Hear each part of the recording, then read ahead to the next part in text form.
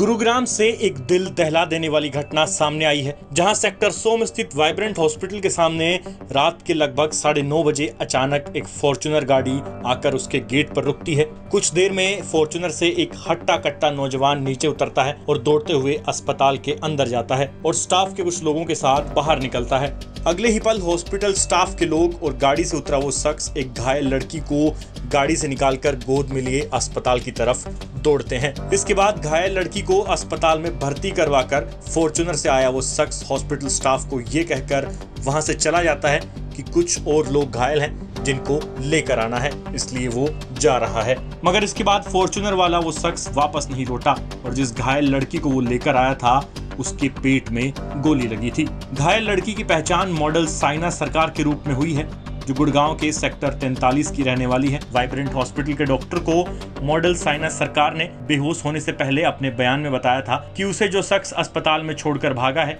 वो उसका बॉयफ्रेंड धीरज यादव है, जो दिल्ली के कापासेड़ा का रहने वाला है। इस मामले की तफ्तीश को लेकर दिल्ली और गुरुग्राम पुलिस में अधिकार क्षेत्र को लेकर शुरू में काफी कंफ्यूजन हुआ, क्योंकि मॉडल साइना को गोली दिल्ली में मारी गई थी और जिस अस्पताल में उसका बॉयफ्रेंड उसे छोड़कर भागा था वो गुड़गांव में आता है।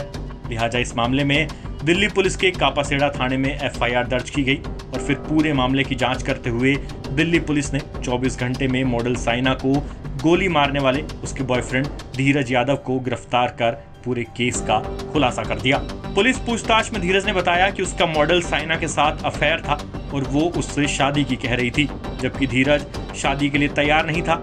लेकिन जब साइना ने शादी के लिए दबाव बनाया तो धीरज ने उसे गोली मार दी, जो साइना के पेट में लगी। दिल्ली पुलिस ने धीरज से इस वारदात में इस्तेमाल की गई देसी पिस्तौल और फॉर्च्यूनर गाड़ी को भी बरामद कर लिया है। अंत में अब आप सुनिए कि वाइब्रेंट हॉस्पिटल के डॉक्टर को मॉडल साइना ने बेहोश होने से पहले क्या बताया था और अभी साइना की तबीयत कैसी है।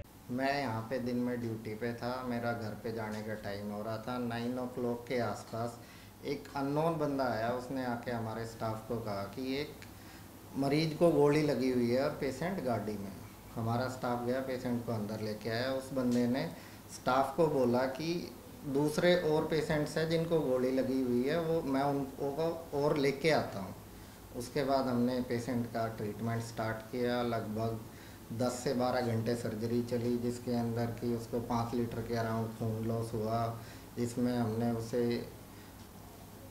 8 थैली लाल खून की, 8 थैली सफ़ेद खून की, ये सब लगाया। पेशेंट की एक नस फटी हुई थी, 8-10 जगह से उसकी आंत फटी हुई थी। सारी सर्जरी करने के बाद फ़िलहाल पेशेंट वेंटिलेटर से बाहर है, लेकिन पेशेंट की कंडीशन अभी भी स्टेबल नहीं है। पेशेंट को गोली नाभि के लेफ़्ट साइड पे लगी थी। पेशेंट पर एक गोली लगी थी।